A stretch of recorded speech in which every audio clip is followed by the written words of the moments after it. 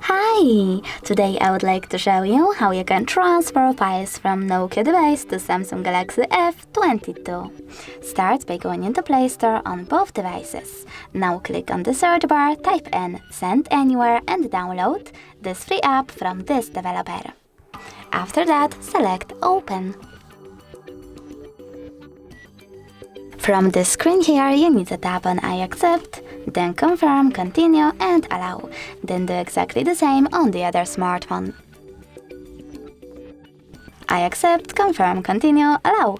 Now select Send on Nokia and Receive on Samsung.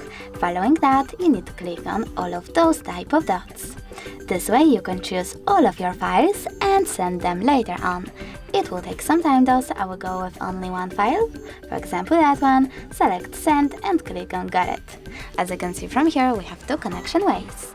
We can scan this QR code by tapping on the scanning icon on Samsung, choosing while using the app or only this time and just pointing our camera at the code, but we can also input this key from here and tap on Receive. And now as you can see, after a couple of seconds, my photo was successfully transferred. Thanks so much for watching. If you enjoyed this video, leave a like, comment and subscribe.